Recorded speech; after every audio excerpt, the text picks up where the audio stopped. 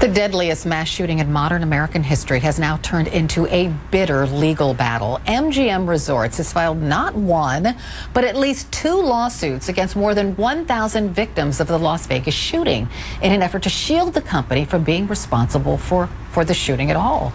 The victims, as you might expect, are angry, they're hurt, they're disgusted, and they're speaking out.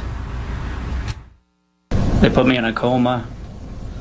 They had to cut me all open to go in and repair my lungs and liver. And there's a bullet lodged on my spine, right at T9. And I'm a paraplegic now. Inside the red, the other way. Lasting consequences. Not only did these people lose loved ones and go through unspeakable tragedy, as I said, this shooting changed their lives forever. I want to bring in one of the survivors, Claypool, to talk about the guilt he felt just for living when so many others died. This was just 2 days after the shooting. I'm going through some guilt now. Did I help enough people? Because everybody was screaming and yelling. They didn't know what to do. We didn't know where the shooter was. We thought he was going to jump over the fence. We thought there could have been 1, 2, 3 shooters. So Brian is here with me now, and I don't think people understand that there are lasting effects, not just physical, right, to these kinds of tragedies. Yeah, Carol, looking in that video, I mean, it gets me a bit emotional now. I mean, since hearing about these lawsuits, it's affected me as a victim of the shooting immensely. I'm reliving the entire shooting. I feel like I'm re-traumatized. I've had nightmares again last week. I've got stomach problems even today, coping with this again. And for all the reasons that you just saw, you relive everything. Why did I live? Why did others die? Did I do enough? That is the most powerful thing that'll never go away from me. I feel for the rest of my life like I was a coward. I didn't do enough. Oh, Brian, no. 2,500 victims are suing MGM, Mandalay Bay. MGM is retaliating and suing them back. And according to the New York Times, there are at least 9 lawsuits filed by MGM against victims of the Las Vegas shooting. You're a lawyer. I mean, you're cynical, right? So, but when you hear about MGM suing victims, what goes through your mind? Well, I'm not only a victim, but I represent over 75 victims in this lawsuit, so we're going to war with the MGM. But when I heard the announcement of the lawsuits, Carol, my visceral reaction was that MGM is intoxicated by a drug, and that drug is money.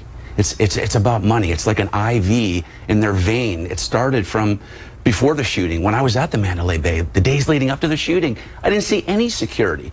They didn't spend any money on legitimate security. They paid security guards less to not have guns. They didn't spend money to have video surveillance in the hallways. They didn't spend money on the glass windows to trigger a sensor when somebody breaches the window. And now, fast forward to today, and what are they trying to do? Save money by preempting all the victims suing them. It's spineless. So MGM says that this was a terrorist attack, and they're protected under Homeland Security because they did secure the venue using a company approved by the government, and that protects them from all of these lawsuits that are being filed by victims. Yeah, well, MGM has one colossal problem with that argument. This security company that they hired, CSC, that was rubber stamped by the Department of Homeland Security, was retained for security purposes around the venue and in the venue, not inside the Mandalay Bay. The security inside the Mandalay Bay was internal staff of the Mandalay Bay, not this security company. So our argument's going to be that this Safety Act, that they call it, promulgated in 2002, doesn't apply because the cause of the shooting was failed security within the casino, not on the venue grounds. Interesting. If somehow MGM prevails, this would send kind of a chilling effect. And wouldn't it set a precedent for other attacks like this to prevent other victims from suing for improper security? Yeah, Carol, this would set a horrendous precedent. And what it will do is it will lead other businesses to simply find security companies that are approved by the Department of Homeland Security. And then guess what? just wash their hands and forget about it. But one other key point I wanted to make is even if a judge comes in and says, yes, this Safety Act does apply, the MGM still has to prove that the security that was in place was effective and had utility. Those are the exact words in the law. Effective and had utility. We're still going to argue that, hello, 58 people were killed, thousands injured, and thousands like myself with PTSD. So it was not effective security. So they still have a hurdle with that argument, too. Okay, we'll continue to follow this. Brian Claypool, thank you so much. And thanks for caring. Stay Carol. well. Thank you. Honestly. Thank you for being here.